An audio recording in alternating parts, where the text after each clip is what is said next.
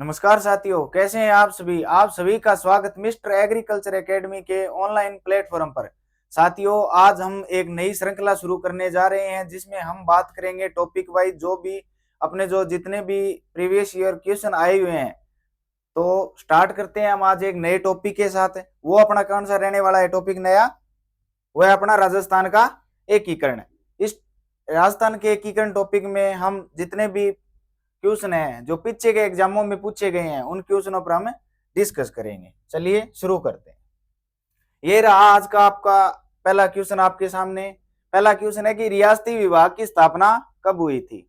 साथियों, जब राजस्थान का एकीकरण होना था तो उसके लिए एक समिति का गठन तो जरूरी था, क्योंकि जब अंग्रेजों ने भारत को आजाद करने की घोषणा की तो उन्होंने कह दिया था कि वे जो राजस्थान की रियासतें हैं वो क्या रह सकती हैं, जो राजस्थान की जितनी भी रियासतें हैं वो स्वतंत्र रह सकती हैं। तो सभी रियासतें अपना स्वतंत्र अस्तित्व बनाए रखना चाहती थी, लेकिन एकीकरण करना जरूरी था। उसके लिए एक समिति का या विभाग का निर्माण किया गया था, जिसे हम किस नाम से जानते हैं? रियासती विभाग के नाम, रियासती विभाग के नाम से जानते हैं। तो रियासती विभाग की स्थापना कब हुई थी? रियासती विभाग की स्थापना हुई थी 5 जुलाई 1947 को। तो इसका आंसर क्या रह जाएगा अपना? बी ऑप्शन, 5 जुलाई 1947। अगर बात करें 7 अगस्त 1947, इस दिन क्या हुआ था? इस दिन क्या हुआ था कि जो भारत का विलय पत्र था उस पर सर्वप्रथम राजस्थान के जिसने हस्ताक्षर किया था वो कौन सी रियासत थी? वो रियासत थी बीकानेर। और बीकानेर रियासत का शासक कौन था? शार्दुल सिंह। शार्दुल सिंह। साथियों, बात करें कि 7 अगस्त 1947 को सर्वप्रथम विलय पत्र पर हस्ताक्षर किए थे बीकानेर के शार्दुल सिंह ने। और 14 अगस्त को क्या हुआ था कि सबसे अंतिम में किसने हस्ताक्षर किए थे? धौलपुर के उदयभान सिंह ने। धौलपुर की रियासत के शासक है उदयभान सिंह ने। ठीक है। और 1 नवंबर 1956 को क्या हुआ था? एकीकरण कंप्लीट। एकीकरण क्या हो गया था अपना? पूर्ण हो गया था। तो रियासती विभाग की स्थापना हुई थी 5 जुलाई 1947 को। 7 अगस्त 1947 को विलय पत्र पर सर्वप्रथम हस्ताक्षर किए थे बीकानेर के शासक शार्दुल सिंह ने। बात करें 14 अगस्त 1947 को, तो सबसे अंतिम में धौलपुर के शासक उदयभान सिंह ने क्या किए थे? धौलपुर के शासक उदयभान सिंह ने हस्ताक्षर किए थे। बात करें 1 नवंबर 1956 को, तो क्या हुआ था? इसमें एकीकरण की प्रक्रिया वो क्या हो गई थी अपनी? पूर्ण हो गई थी। चलिए बात करते हैं अगले क्वेश्चन की, बढ़ते हैं आगे। ये अपना अगला क्वेश्चन है कि राजस्थान की क्षेत्रफल में सबसे बड़ी रियासत कौन सी थी? साथियों, बात करें कि राजस्थान की क्षेत्रफल में सबसे बड़ी रियासत, वो आप सभी को पता है कि क्षेत्रफल में सबसे बड़ी जो अपने पश्चिमी जिले हैं वो सबसे बड़े हैं। तो पश्चिम में सबसे बड़ी रियासत कौन सी थी अपनी? मारवाड़ थी। तो इसका ऑप्शन क्या हो जाएगा? ऑप्शन सी, यानी कि क्षेत्रफल में सबसे बड़ी रियासत कौन सी थी? मारवाड़ थी। बात करें साथियों शाहपुरा की, शाहपुरा जनसंख्या और क्षेत्रफल, क्षेत्रफल दोनों की दृष्टि से क्या थी? सबसे छोटी रियासत थी। क्षेत्रफल में सबसे क्या थी? छोटी थी। बात करें मेवाड़ की, मेवाड़ क्या थी? सबसे प्राचीन रियासत। और झालावाड़ क्या थी? नवीनतम रियासत। ठीक है। तो राजस्थान की क्षेत्रफल में सबसे बड़ी रियासत कौन सी रह जाएगी अपनी? Marwar, option C. बात करें झालावाड़ की, ये क्या थी? सबसे नवीनतम रियासत थी। 19 रियासतों में मेवाड़ रियासत थी वो क्या थी? सबसे प्राचीन रियासत थी। और शाहपुरा क्या थी? जनसंख्या व क्षेत्रफल दोनों से क्या थी? सबसे छोटी रियासत थी। चलिए बात करते हैं अगले क्वेश्चन की। ये रहा आपके सामने कि संयुक्त राजस्थान का राज प्रमुख किसे बनाया गया था? ठीक है। बात करें संयुक्त राजस्थान अपना कौन सा चरण था एकीकरण का? ये था तीसरा चरण, थर्ड चरण था। ठीक है। और तीसरे चरण में किसको शामिल किया गया था? आप सभी को पता है कि थर्ड चरण में शामिल किसको किया गया था? उदयपुर को किया गया था। और उदयपुर के उसमें शासक कौन थे? भोपाल सिंह। तो भोपाल सिंह को क्या बनाया गया था? संयुक्त राजस्थान का क्या बनाया गया था? राज प्रमुख बनाया गया। तो यहाँ अपना ऑप्शन क्या हो जाएगा? ऑप्शन है सी, भोपाल सिंह। बात करें पहला चरण, पहला चरण था अपना मत्स्य संघ, उसका राज प्रमुख किसे बनाया गया था? वो था उदयभान सिंह धौलपुर। दूसरा चरण था अपना पूर्व राजस्थान, उसका राज प्रमुख किसे बनाया गया था, वो था भीम सिंह कोटा। और बात करें साथियों चौथे चरण की, वो कौन सा था अपना वृहत राजस्थान, और वृहत राजस्थान का राज प्रमुख किसे बनाया गया था, वो बनाया गया था मान सिंह सेकंड को, जो कहां के शासक थे, जयपुर के शासक थे साथियों। तो इसका उत्तर क्या रह जाएगा अपना, महाराणा भूपाल सिंह को संयुक्त राजस्थान का क्या बनाया गया था, राज प्रमुख बनाया गया था। ये रहा अपना अगला क्वेश्चन कि जयपुर को राजस्थान की राजधानी की समिति की सिफारिश पर बनाया गया था।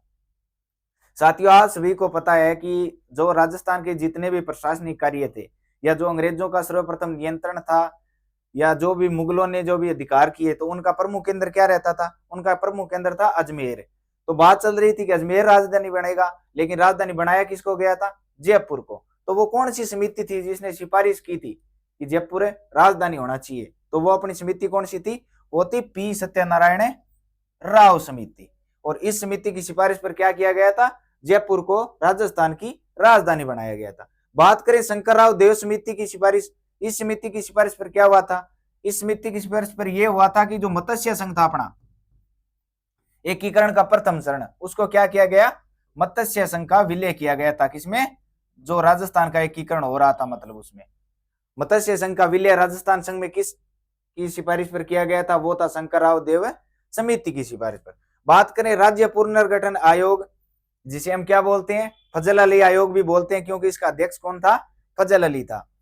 बात करें कि इसकी सिफारिश पर क्या हुआ था, तो अब्बू देलवाड़ा, अब्बू देलवाड़ा,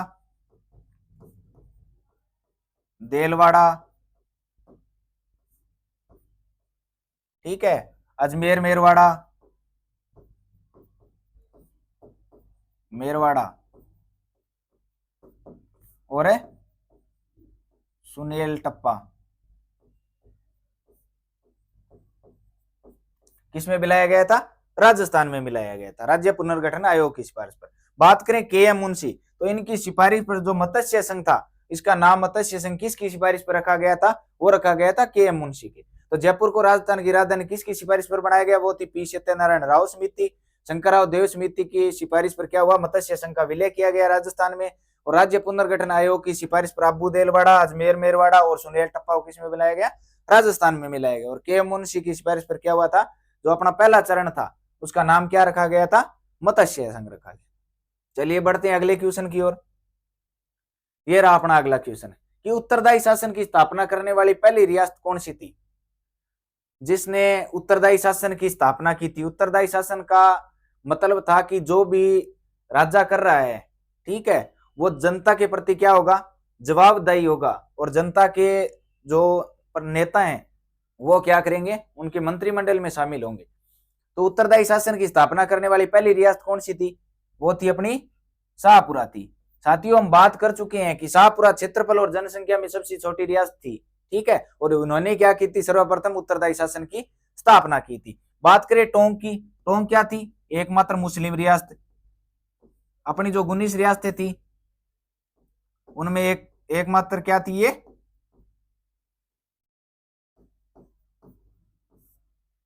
जो टोंक थी वो एकमात्र मुस्लिम रियासत थी। बात करें जयपुर की, तो ये क्या थी, जनसंख्या में बड़ी, जनसंख्या में सबसे छोटी की बात की हमने शाहपुरा, तो जनसंख्या में बड़ी कौन सी थी, वो थी अपनी जयपुर रियासत। बात करें जैसलमेर, जो उत्तरदायी शासन स्थापित करने में पूर्णतः असफल रही थी, वो रियासत कौन सी थी अपनी, वो रियासत थी अपनी जैसलमेर। तो जनसंख्या में सबसे बड़ी जयपुर, एकमात्र मुस्लिम रियासत टोंक, और उत्तरदायी शासन की स्थापना सर्वप्रथम किसने की थी, शाहपुरा ने, जो क्या थी, जनसंख्या और क्षेत्रफल दोनों में क्या सबसे छोटी रियासत थी। चलिए बात करते हैं अगले क्वेश्चन की। ये रहा आपके सामने कि सिरोही का विलय कितने चरणों में हुआ था। साथियों बात करें, आप सभी को पता है कि सिरोही को लेकर एक विवाद हुआ था, और इस चक्कर में क्या हुआ, सिरोही का जो विलय है वो टुकड़ों के रूप में किया गया था। तो वो कितने चरणों के रूप में हुआ था, या कितने टुकड़ों के रूप में हुआ था, वो हुआ था 2 चरणों के रूप में। कौन कौन से चरण में हुआ था, बात करें, एक तो था छठा चरण और एक था 7वां चरण, ठीक है। इन 2 चरणों के आधार पर सिरोही का विलय हुआ था। छठे चरण में क्या हुआ था कि पूरा सिरोही है वो मिला दिया गया था, लेकिन अब्बू देलवाड़ा क्षेत्र है वो रह गया था, उसको किस में मिलाया गया था, 7वें चरण में मिलाया गया। तो सिरोही का विलय कितने चरणों में हुआ? 2 चरणों में हुआ। ठीक है, बात करते हैं अगले क्वेश्चन की। ये रहा आपका अगला क्वेश्चन कि रियासती विभाग का अध्यक्ष किसे बनाया गया था? हमने बात की थी कि राजस्थान के एकीकरण के लिए एक समिति का गठन किया गया था या एक विभाग बनाया गया था, जिसे हम किस नाम से जानते हैं? रियासती विभाग के नाम से जानते हैं। और इसकी जो स्थापना है वो कब हुई थी? वो हुई थी 5 जुलाई 1947 को हुई थी। 5 जुलाई 1947 को हुई थी। और इसका कोई अध्यक्ष भी होगा, तो रियासती विभाग का अध्यक्ष इन्होंने किसे बनाया था? वो बनाया गया सरदार वल्लभ भाई पटेल को बनाया गया था, जिसे हम किस नाम से जानते हैं? लौह पुरुष के नाम से जानते हैं। ठीक है, लौह पुरुष के नाम से जानते हैं। साथियों, बात करें वीपी मेनन की, तो वीपी मेनन को क्या बनाया गया था? इसका सचिव बनाया गया था। किसका? रियासती विभाग का। तो साथियों, रियासती विभाग का अध्यक्ष किसे नियुक्त किया गया? सरदार वल्लभ भाई पटेल, जिन्हें क्या कहते हैं? हम लौह पुरुष कहते हैं। और वीपी मेनन को इसका क्या बनाया गया था? सचिव बनाया गया था। रियासती विभाग की स्थापना हुई कब थी? वो हुई थी 5 जुलाई 1947 को हुई थी। चलिए बढ़ते हैं अगले क्वेश्चन की ओर। ये रहा आपका अगला क्वेश्चन कि राजस्थान का एकीकरण कितने चरणों में हुआ था? साथियों, आप सभी को पता है, और ये क्वेश्चन है वो बहुत से एग्जामों में आ चुका है। हर दूसरा या तीसरा एग्जाम देखिए, उनमें एकीकरण में ये सबसे महत्वपूर्ण प्रश्न पूछा जाता है कि राजस्थान का एकीकरण कितने चरणों में हुआ था? वो हुआ था 7 चरणों के रूप में। राजस्थान एकीकरण की प्रक्रिया आप सभी को पता है कि 18 मार्च से स्टार्ट हुई थी। 18 मार्च 1948 से। और कब तक चली थी ये? 1 नवंबर 1956 तक चली थी। मतलब यहां से स्टार्ट होकर यहां तक क्या हुआ था? जो अपना राजस्थान है वो वर्तमान स्वरूप में आ गया था। कब? 1 नवंबर 1956 को। इसमें समय कितना लगा था? जो ये इस टाइम है, ठीक है, 18 मार्च से लेकर 1 नवंबर 1956 तक, ये कितना समय हो गया था? ये समय था 8 वर्ष 7 माह और 14 दिन। ठीक है, याद रखिए कि राजस्थान का एकीकरण 7 चरणों के रूप में हुआ था। वो कब से कब हुआ था? 18 मार्च को शुरू हुआ था और 1 नवंबर 1956 को क्या हो गया था? समाप्त हो गया था। बात करें इसमें कितना समय लगा था? वो कितना लगा था? 8 वर्ष 7 माह और 14 दिन का समय इसमें लगा था। ठीक है साथियों, बढ़ते हैं आगे। ये रहा आपका अगला क्वेश्चन। अगला क्वेश्चन है कि आप निम्न में से किन रियासतों को तोपों की सलामी का अधिकार नहीं था? आप सभी को पता है कि जिन रियासतों को तोपों की सलामी का अधिकार था उन्हें सैल्यूट स्टेट कहा जाता था, और जिन रियासतों को तोप सलामी का अधिकार नहीं होता था उन्हें क्या कहा जाता था? नॉन सैल्यूट स्टेट कहा जाता था। 19 रियासतें थी अपनी, उनमें से किशनगढ़ और शाहपुरा 2 रियासतें क्या थी? ऐसी थी जिनको क्या था? तोप सलामी का अधिकार नहीं था, और जिन्हें क्या कहा जाता था? नॉन सैल्यूट स्टेट कहा जाता था। अपना इसका आंसर क्या हो जाएगा? 1 व 2 दोनों। जो शाहपुरा और किशनगढ़ दोनों ही रियासतें थी उनको क्या था? तोप सलामी का अधिकार नहीं था, उन्हें क्या कहा जाता था? नॉन सैल्यूट स्टेट कहा जाता था। बात करें मेवाड़ की, तो सबसे ज्यादा तोप सलामी का अधिकार था। तोप सलामी का अधिकार था। ठीक है, मेवाड़ को क्या था? सबसे ज्यादा तोपों की सलामी का अधिकार था। शाहपुरा और किशनगढ़ क्या थी? जिनको तोप सलामी का अधिकार नहीं था उन्हें क्या कहा जाता? Non salute state. मेवाड़ जिनको सबसे ज्यादा तोपों की सलामी का अधिकार था और जिन्हें तोपों की सलामी का अधिकार होता था उन्हें क्या कहा जाता था? सैल्यूट स्टेट कहा जाता था। ठीक है साथियों, बढ़ते हैं अगले क्वेश्चन की ओर। ये रहा अपना अगला क्वेश्चन कि एकीकरण में वृहत राजस्थान में कौन कौन सी रियासतों का विलय हुआ था? साथियों, जितने भी अपने चरण थे उनमें सबसे महत्वपूर्ण चरण कौन सा था? अपना वृहत राजस्थान था। ठीक है, और वृहत राजस्थान में किन किन रियासतों को मिलाया गया था? तो आप बताइए। इनमें बात करें वृहत राजस्थान अपना कौन सा चरण था? ये था चौथा चरण। ये था अपना चौथा चरण। ठीक है, वृहत राजस्थान। और इसके लिए आपको पता है कि इनमें किन किन रियासतों को मिलाया गया था? जे और बी रियासतें। कौन कौन सी रियासतें थी वो अपनी? जो सबसे महत्वपूर्ण या सबसे बड़ी रियासतों में गिनी जाती थी वो कौन कौन सी थी अपनी? जैसे जयपुर, जैसे जोधपुर, जैसे जैसलमेर, और बी से अपनी क्या रहने वाली थी? बीकानेर। तो वृहत राजस्थान या चौथे चरण में किन किन रियासतों को मिलाया गया था? जयपुर, जोधपुर, जैसलमेर और बीकानेर रियासतों को मिलाया गया था। अपना ऑप्शन यहाँ क्या हो जाएगा, ऑप्शन सी हो जाएगा साथियों। ठीक है, बढ़ते हैं अगले क्वेश्चन की ओर। ये रहा अपना अगला क्वेश्चन कि संयुक्त राजस्थान का उद्घाटनकर्ता कौन था। आपको पता है साथियों कि जो राजस्थान का एकीकरण हो रहा था, ठीक है, और जितने भी चरण बन रहे थे उन चरणों का अलग अलग उद्घाटन करता था। ठीक है, हम कोई भी काम करते हैं तो आपको पता है कि उद्घाटन करता तो होता ही है, जो उद्घाटन करता है कि इसके बाद ये काम क्या होगा, स्टार्ट होगा। ठीक है, तो बात करें संयुक्त राजस्थान, इसका उद्घाटन करता कौन था। बात करें एनवी गॉडगिल की, तो आपको पता है कि जो पहला और दूसरा चरण था इसका उद्घाटन करता कौन था, एनवी गॉडगिल गोड। ठीक है, याद रखिए पहले और दूसरे का कौन था, एनवी गॉडगिल था। ठीक है साथियों, बात करें संयुक्त राजस्थान की, तो इसका जो उद्घाटन करता था वो कौन था, अपना जवाहरलाल नेहरू था साथियों।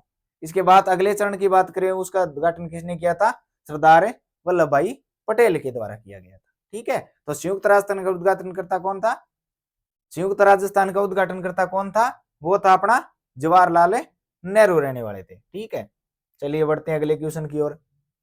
ये रहा आपका सामने अगला क्वेश्चन है कि मत्स्य संघ का प्रधानमंत्री किसे बनाया गया था। साथियों बताइए कि मत्स्य संघ का प्रधानमंत्री किसे बनाया गया था।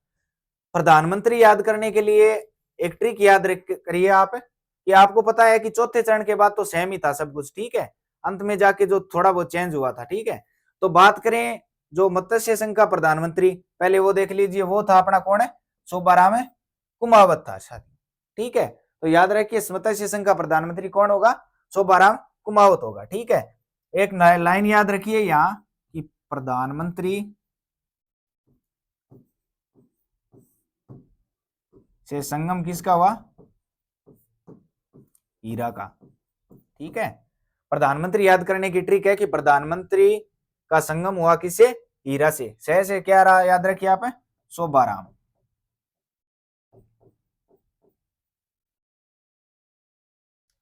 गैस ये अपना क्या हो जाएगा, गोकुलाल असावा।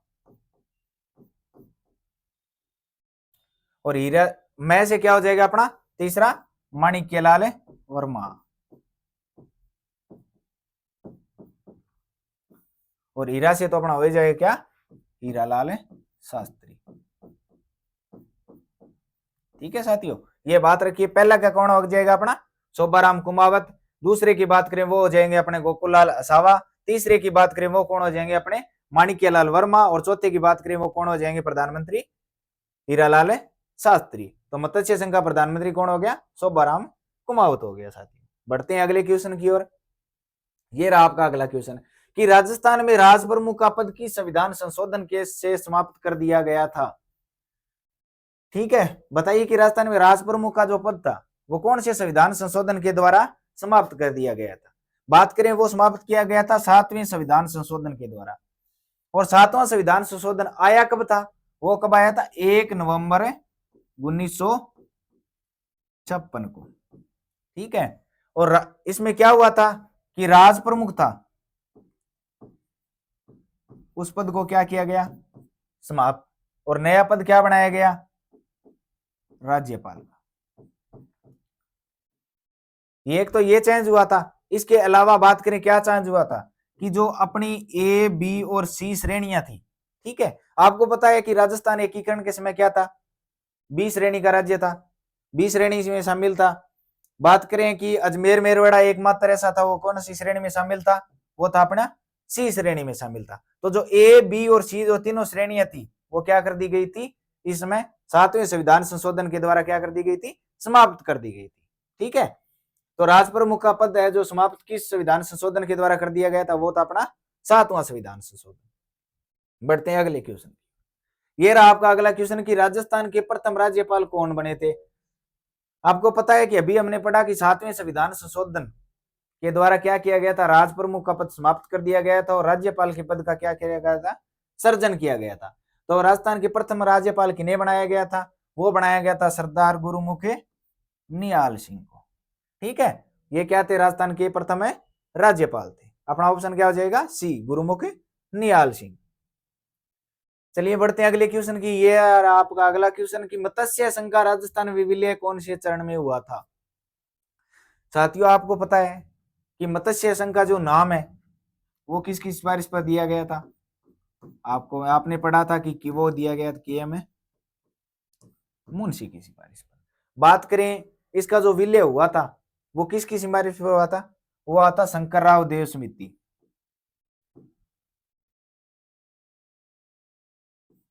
शंकरराव देव समिति, ठीक है। तो मत्स्य संघ का नाम के मुंशी की सिफारिश पर रखा गया था और इसका राजस्थान में विलय किसकी सिफारिश पर हुआ था, वो थी समिति शंकरराव देव समिति। और बात करें मत्स्य संघ का राजस्थान में विलय कौन से चरण में हुआ था, वो कौन से चरण में हुआ था, अपना 5वें चरण में हुआ था। इसके साथ एक बात और याद रखिए कि जो अपने जितने भी ठिकाने थे उनका पूर्ण रूप से राजस्थान में विलय भी कौन से चरण में हुआ था, 5वें चरण में हुआ था। क्योंकि आपको पता है कि जब मत्स्य संघ का निर्माण हुआ था तो उनको एक बार साइड में रख दिया गया था क्योंकि उनकी स्थिति स्पष्ट नहीं थी कि उनको किस में मिलाया जाए, तो इसलिए वो ठिकाने सारे मिल नहीं पाए थे, ठीक है। तो जैसे ही मत्स्य संघ का राजस्थान में विलय हुआ तो उसी के साथ क्या हो गया, सारे ठिकाने भी राजस्थान में विलीन हो गए। तो पूछें कि ठिकाने है वो पूर्ण रूप से राजस्थान में विलीन किस चरण में हुए थे, वो किस चरण में हुए थे, 5वें चरण में हुए थे साथियों, ठीक है। आज के लिए इतना ही। कमेंट करके जरूर बताएं कि आपको ये सेशन कैसा लगा, अपने साथियों के साथ शेयर जरूर करें। धन्यवाद, मिलते हैं एक नए सेशन के साथ।